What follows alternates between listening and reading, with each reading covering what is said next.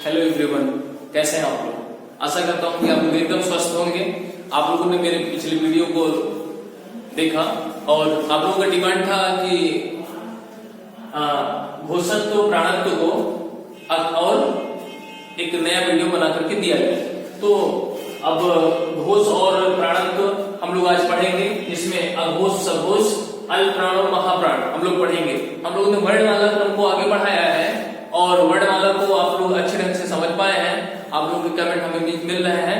आगे हम आप लोगों को समझाने चल रहे हैं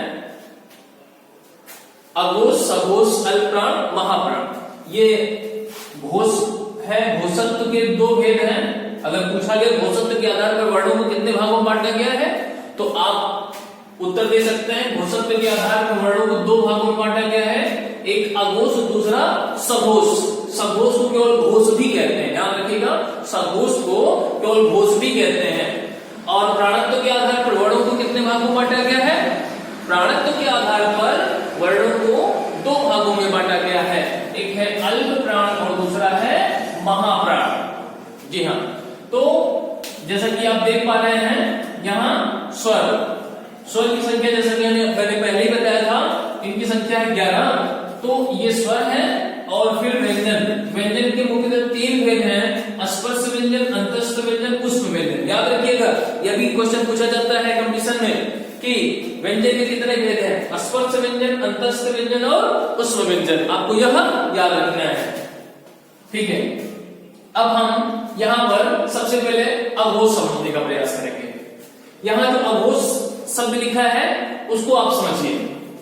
तो यहाँ अघोष समझने के लिए आपको सबसे पहले मैं आपको बहुत ही सरल ट्रिकी वे में बताऊंगा कि यहाँ जो आपने वर्णमाला लिखा है, व्यंजन लिखा है, यहाँ पर क और ख, इन दोनों वर्णों के बीच में, बाद में, इन दोनों वर्णों के बाद ही लाइन खींचना है।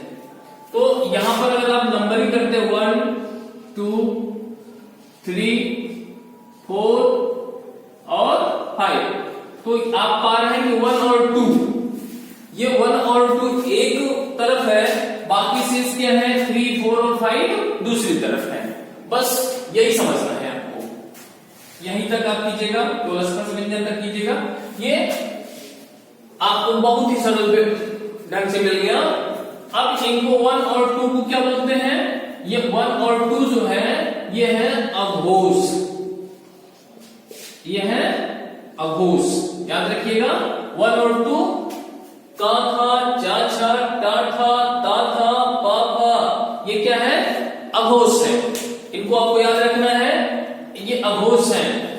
और ये बच रहा है 3 4 5, क्या है? गा है, घा है, अंगा है, जा है, झा है, इया है, डा है, ढा है और ड़ा है, दा है, धा है, ना है, बा, भा और मा। ये क्या है? ये है सघोष। इनको याद रखेंगे, क्या है ये है सघोष।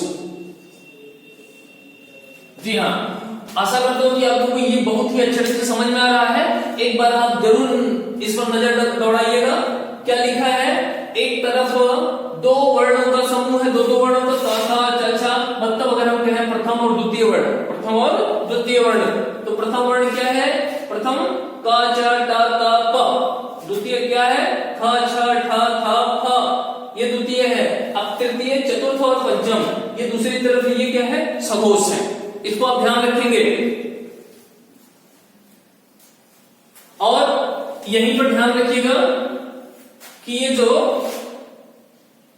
उष्म व्यंजन है, उष्म व्यंजन में श, स और स, ये तीन उष्म व्यंजन है।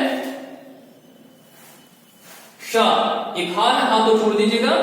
श, स, श, ये क्या है? यह भी अघोष है। ये क्या है? यह भी अघोष है। ये अघोष है। इसकी बात हम बाद में करेंगे। तो ये तीनों क्या है? अघोष है। तो आपको यहां याद रखना होगा अघोष, ठीक है। अब दूसरा सघोष, तो ये क्या है? यह है अंतस्थ व्यंजन। अंतस्थ व्यंजन या, रा, ला और वा, ये क्या है? अंतस्थ व्यंजन। और ये अंतस्थ व्यंजन कहां आ रहे हैं? ये सघोष में आ रहे हैं। ये यहां तक ध्यान रखिएगा, ये यहां तक पूरा, ये कहां आ रहा है? या, रा, ला, वा और हा, ये आएगा सघोष में, ये आ रहा है सघोष में। जी हाँ, इसको ध्यान दीजिए, ये नहीं बताया गया। ये सभी स्वर कहां आ रहे हैं? जी हाँ, सभी स्वर भी क्या है? यह भी होंगे सघोष में, यह भी सभी सघोष होंगे, स, घो और स। तो ये ट्रिक आपको याद रखना होगा कि सभी स्वर 3, 4, 5 अंतस्थ व्यंजन हा, ये सघोष हैं। जी हाँ, सभी स्वर और 3, 4, 5 अंतस्थ व्यंजन हा, ये सघोष हैं। अघोष क्या है? अघोष पहले आता है, याद रखिएगा ट्रिकी वे में। आप पहले आता है ना, तो अघोष क्या है? पहले आ रहा है। तो ये जो स्पर्श व्यंजन है, स्पर्श व्यंजन के दो पहले के जो हैं, एक और दो वर्ण क्रम, का और खा, चा, छा, टा, ठा, ता, था, पा, फा, ये क्या है? ये पहले आ रहे हैं। तो पहले आ रहे हैं, ये अघोष हैं। जैसा कि मैंने बताया, अघोष क्या होता है और सघोष क्या होता है? घोष मतलब होता है नाद, स्वर तंत्रों में कंपन होना। तो ये नाद क्या है? ये कंपन होने का ही जो है मुख्य लक्षण है कि इसी के आधार पर हम इसको सघोष और अघोष कहते हैं।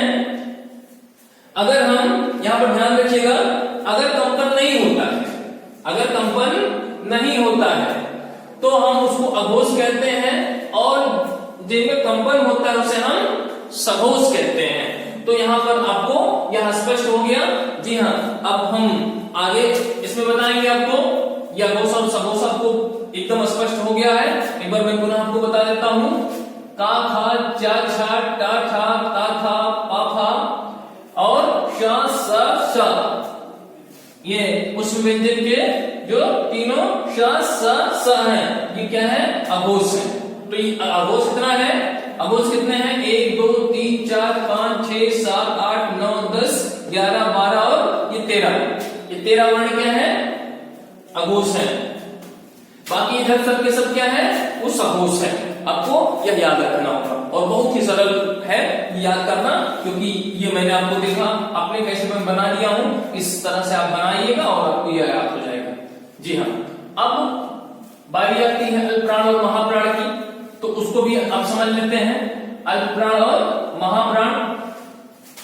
अल्पप्राण और महाप्राण आपको बहुत ही सरल तरीके से मैं समझा देता हूं कि अल्पप्राण क्या है और महाप्राण क्या है। जैसा कि आपने नंबर लिखा है वो आप लिखे रहिए, अच्छी बात है, मैंने लिख दिया है। अगर आप लिखना चाहते हैं तो आप भी लिख लीजिए, आपको याद आ जाएगा। और अल्पप्राण महाप्राण में बहुत ही सरल तरीके से आपको बताने चल रहा हूं। जैसे कि प्राण का तात्पर्य क्या है? यहां पर प्राण से तात्पर्य है यहां पर श्वास वायु। श्वास, जो श्वास वायु है उसी को हम प्राण कह रहे हैं। अल्प का तात्पर्य है कम और महा का तात्पर्य है ज्यादा, बहुत अधिक। तो अल्प प्राण और महाप्राण यह आपको याद रखना है। बहुत ही ट्रिकी वे में आपको मैं समझा दे रहा हूं, बहुत ही आसान तरीके से मैं आपको बता दे रहा हूं, वो आपको याद हो जाएगा। जैसा कि आपने लिखा है 1, 2, 3, 4 और 5। अब ये जो 1 है, 1 क्या है? 1 है अल्पप्राण। अल्पप्राण क्या है? 1। 2 क्या है? बाद में बात करेंगे 2 की। 3 क्या है? 3 भी है अल्पप्राण। 4 की बाद में बात करेंगे। 5 क्या है? 5 है अल्पप्राण। मतलब का, ज, टा, ता, पा अल्पप्राण है। ग, ज, ड, द, ब अल्पप्राण है। अंग, इय, ड़, न, म ये अल्पप्राण है। तो ये आपको याद हो गया। अब यहां मैंने कहा था, इसकी मैं बाद में बात करूंगा, ये दूसरा और चौथा ये सम अंक है। सम, तो ऐसे भी आपको एक ट्रिक मिल रहा है कि जो विषम है वो अल्पप्राण है और जो सम है इवन नंबर सम जो है वो क्या है, महाप्राण है। 2 और 4 ये सम है, ये क्या है, महाप्राण है। तो ये भी क्या है, महाप्राण, खा छ ठ थ फ, घ झ ढ ध भ, ये क्या है, महाप्राण। तो ये बहुत ही सरल तरीके से आपको समझ में आया होगा। आगे बच रहा है या र ल व श, अर्थात अंतस्थ व्यंजन और उष्म व्यंजन, ये क्या है, इसके बारे में आपको बताने चल रहा हूं। तो आशा करता हूं कि ये समझ में आ गया। तो इसको अगर आप समझ लिए हैं तो मिटा दो। जी हाँ, ठीक है, बहुत अच्छे, एकदम सही, आप लोगों ने समझ लिया है इसको। अब मैं आपको आगे समझाने चल रहा हूं। ये आप लोगों ने समझ लिया है तो इसको मैं आगे आपको समझाऊंगा। ये नीचे वाला नहीं मिटाऊंगा क्योंकि इसको अभी नहीं बताया गया है, तो इसको मैं आपको बताता हूं। अभी तो आप इसको याद ही रखें कि 1 3 5 और 2 4 ये अल्पप्राण है, 2 4 महाप्राण है। 1 3 5 अल्पप्राण है, 2 4 महाप्राण है। अब यहां समझने की आवश्यकता है। 1 3 5 आपको याद हो गया है, क ग अंग, और महाप्राण क्या है, ख और भ। तो इसके क्रम को आप याद रखेंगे। जी हाँ, समझ में आ रहा, बहुत अच्छे। तो यहाँ पर अब क्या है, अंतस्थ व्यंजन। अंतस्थ व्यंजन क्या क्या है, इसके बारे में हमने पूर्व में चर्चा कर लिया है। या रा ला व, ये अंतस्थ व्यंजन है। अच्छा, अंतस्थ व्यंजन क्या है, अंतस्थ व्यंजन वो ध्वनियां हैं जिनके उच्चारण करते समय, अंतस्थ व्यंजन में थोड़ा सा एक बार पुनः समझिएगा, अंतस्थ व्यंजन वह ध्वनियां हैं जिनके उच्चारण करते समय श्वास वायु बिना किसी घर्षण के मुख के बाहर निकलती है, बिना किसी घर्षण के मुख के बाहर निकलती है, इन्हें हम अंतस्थ व्यंजन कहते हैं। या और वा, इनको अर्ध स्वर भी कहते हैं। या और वा क्या है, अर्ध स्वर भी कहते हैं इनको। यह भी याद रखिएगा, हालांकि मैंने पहले बताया था लेकिन पुनः याद रखिएगा, बहुत इंपॉर्टेंट है क्योंकि अक्सर एग्जाम में और से पूछ लिया जाता है। और अगर आप इसको याद रखेंगे तो 4-5 नंबर आपके बढ़ जाएंगे, किसी भी एग्जाम में आपके 4-5 नंबर अवश्य बढ़ जाएंगे। तो ये अर्धस्वर भी है। अब जैसा कि आप लोगों ने जान लिया कि अर्धस्वर भी है या और वा, तो अभी मैं आपको अब अल्पप्राण में, यहां पर जैसा कि आप देख पा रहे हैं, अल्पप्राण में यहां पर क्योंकि हमारे पास सब जगह हो गया है तो यहां पे लिख दे रहा हूं। अल्पप्राण क्या है, 1 3 5, 1 3 5 और या रा ला और वा, ये क्या है, अल्पप्राण। ये क्या है, अल्पप्राण है। अब महाप्राण की बात आती है तो महाप्राण में क्या है, महाप्राण, महाप्राण में मैंने लिख रखा है 2 4, क्या बचा है, उष्म व्यंजन। तो ये उष्म व्यंजन में क्या है, श, पूरा उष्म व्यंजन, यहां नहीं छोड़ना है, श श स और हा, ये चारों क्या है, महाप्राण। ये चारों क्या है, महाप्राण। तो इसको आप याद रखेंगे, अल्पप्राण और महाप्राण। तो ये आपको स्पष्ट हो जाएगा, आपको याद हो जाएगा, बहुत अच्छे ढंग से आप याद कर सकते हैं।